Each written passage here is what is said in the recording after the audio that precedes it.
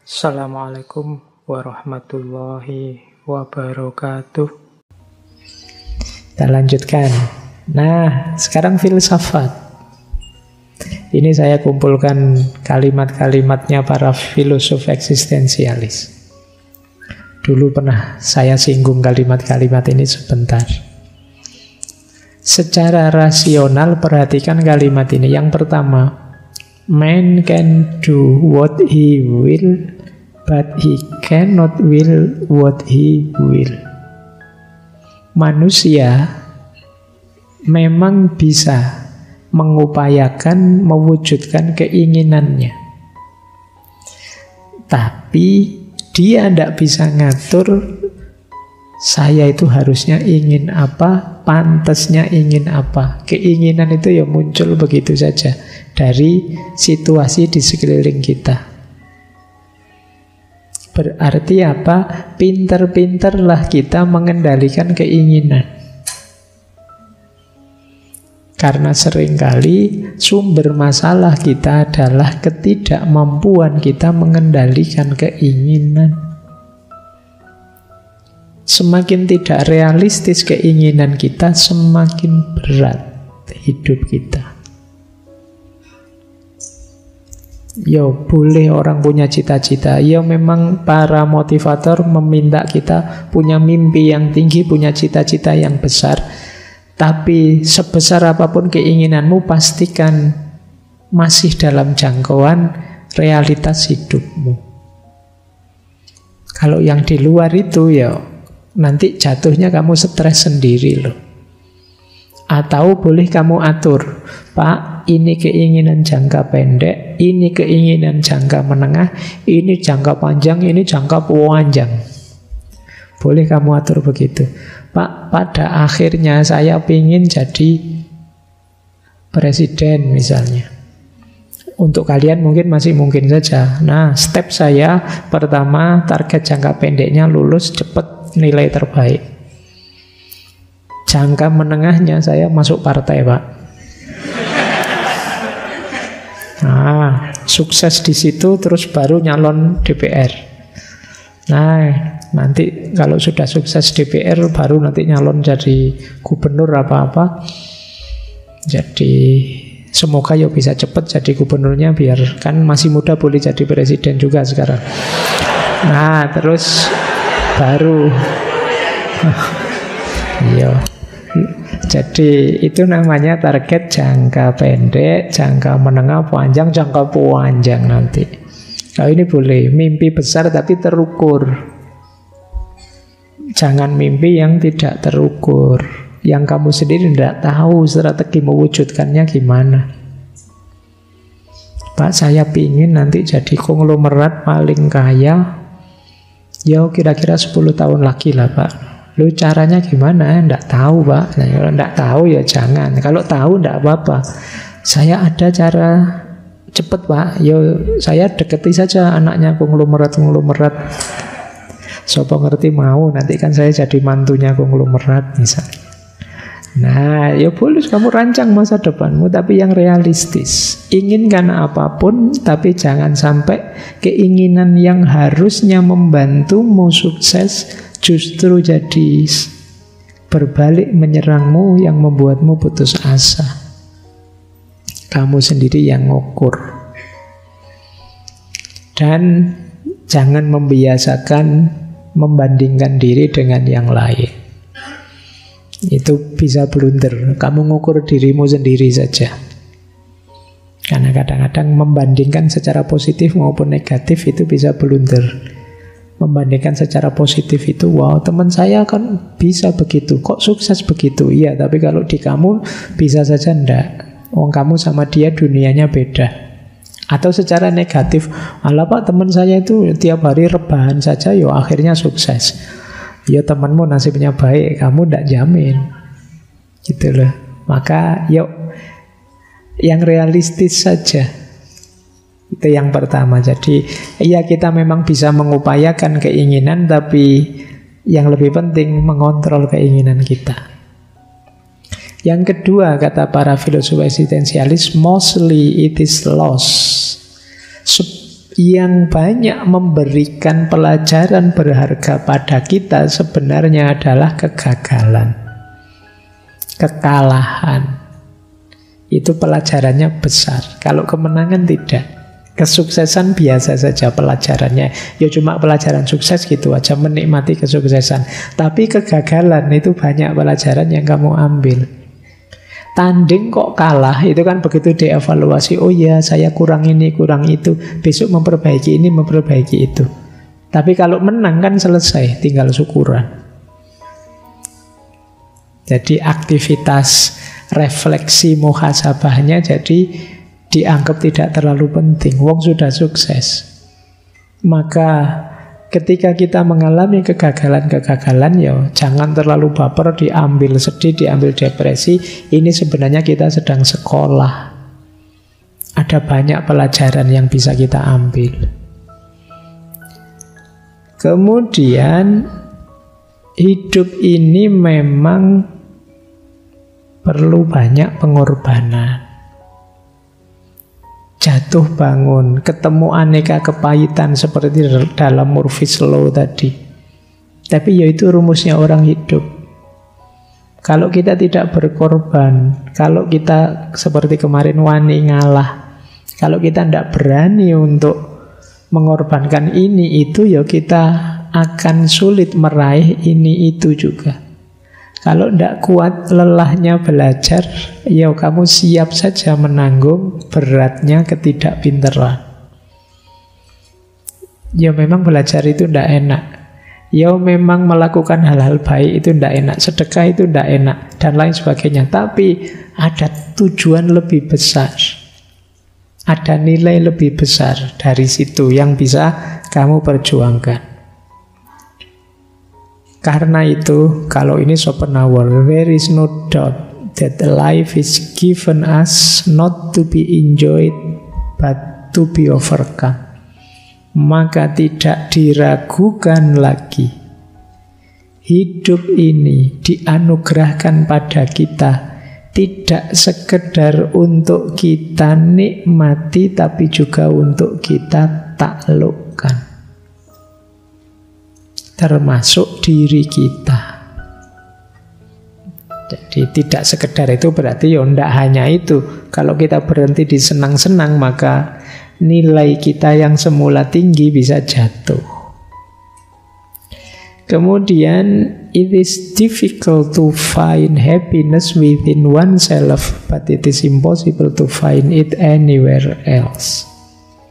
Memang sulit menemukan kebahagiaan dalam diri kita, tapi tidak mungkin kalau kita mencarinya di luar diri kita. Berarti kuncinya nyaman bahagia itu ya diri kita. Jadi ini rumusnya para filosof loh ini. Kamu tinggal nyari dalilnya nanti kalau perlu dalil. Ada banyak dukungan dalil kalau tema-tema seperti ini. Dan yang terakhir, kalau ini Nietzsche, whatever does not kill me makes me stronger. Apapun yang tidak membunuhku akan membuatku lebih kuat. Ya kalau membunuhku ya selesai, aku mati. Tapi jatuh bangun terus menerus, asal tidak membunuhku, itu alamat aku tambah kuat. Kecuali kamu tidak mau bangun. Begitu jatuh, wah selesai saya, ndak. Itu namanya putus asa. Jatuh ya bangun lagi, jatuh lagi ya bangun lagi. Setiap kali kamu bangun, kamu akan lebih kuat. Ya kayak film-film kartun itu kan biasanya begitu. Ya Dragon Ball apa-apa, habis kalah, mati, hidup lagi, sakti lagi, lebih sakti lagi. Ketemu musuh lebih sakti, dia lebih sakti lagi, kan begitu. Dan itulah hidup. Oke ya, jadi ini nasihat dari para filosof eksistensialis untuk menghadapi hidup receh tadi yang isinya serba sulit, serba berat. Nah, ya kalau ini sudah sering saya sampaikan ya. Kalau dalam Islam ada beberapa kekuatan yang harus kita miliki. Yang pertama tentu saja sabar dan muhasabah. Kuncinya hidup bahagia tetap disabar. Kenapa? Hidup itu tidak senang terus. Pasti ada susahnya, pasti ada sedihnya. Sementara susah dan sedih ini kan sulit membawa kita pada kebahagiaan tanpa dibantu oleh kesabaran. Kalau kita ingin berarti bahagia itu kita tidak ada kesulitan sama sekali, tidak ada masalah sama sekali. Kalau rumusmu itu tidak mungkin kamu bahagia. Karena setiap orang pasti punya kesulitannya sendiri, punya masalahnya sendiri.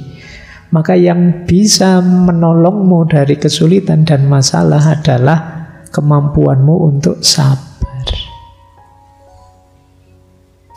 Jadi kalau sabarmu lemah, ya kebahagiaanmu menipis. Karena kuncinya bahagia kamu harus sabar. Muhasabah tentu saja. Muhasabah itu evaluasi diri. Mana yang kurang, mana yang harus diperbaiki, itu muhasabah. Tilawah, membaca yang tertulis. Hikmah, membaca yang tergelar. Yang satu petunjuk langsung dari Allah, kitab suci. Yang satu ayat-ayat Allah yang berupa alam semesta. Itu juga pelajaran, namanya hikmah. Jangan lupa juga bersihkan diri.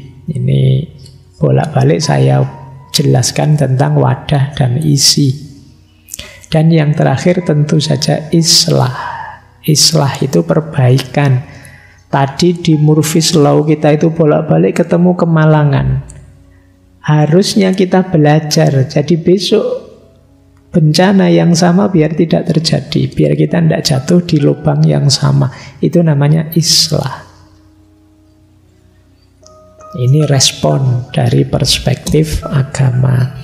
Bangun kekuatan sabar, kekuatan introspeksi diri, kemampuan membaca, baik ayat-ayat tertulis maupun yang tergelar, tazkiyatun nafas, pembersihan diri, dan islah, peningkatan diri. Nah, kalau kalian punya kualitas ini, kesulitan hidup apapun tidak masalah. Setiap kesulitan datang, alamat kamu tambah sakti, tambah hebat, tambah hebat. Cara berpikir juga begitu. Menghadapi kesulitan tadi, mari kita yakini hidup ini ada qadha memang, tapi juga ada qadar. Seandainya Murphy's Law tadi memang keniscayaan hidup, memang begitu Pak. Kadang-kadang ketemu sulitnya terus, berarti itu qadha, sunatullah.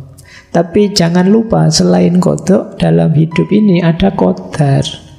Qadar itu intervensinya Allah. Yang kalau qadarullah hadir, apa yang tidak mungkin.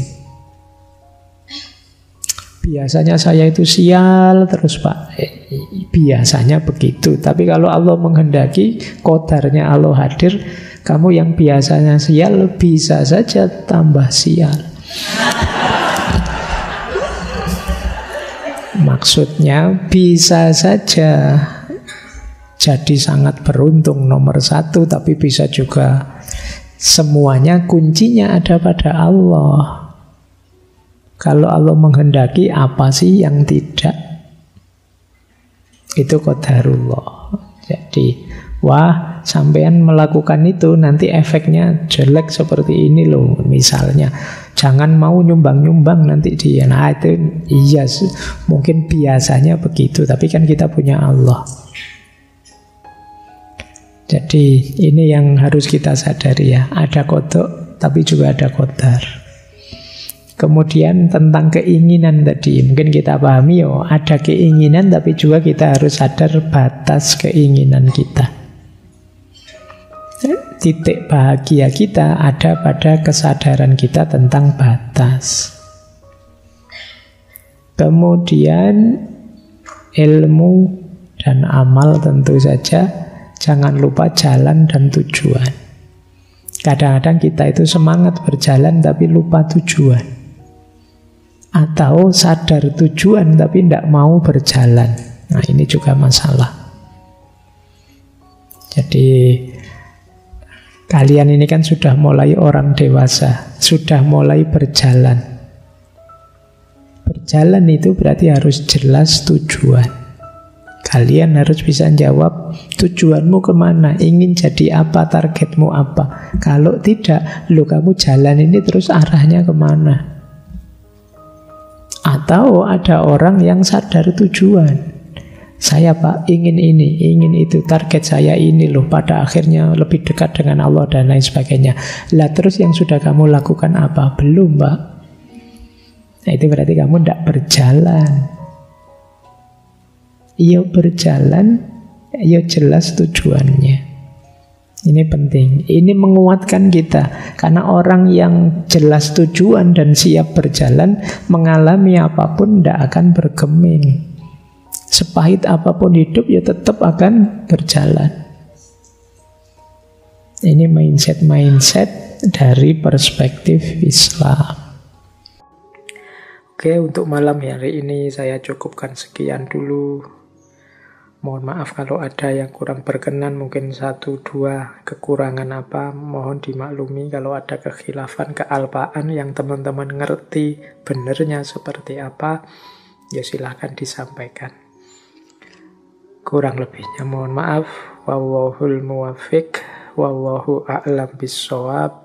Wassalamualaikum warahmatullahi wabarakatuh.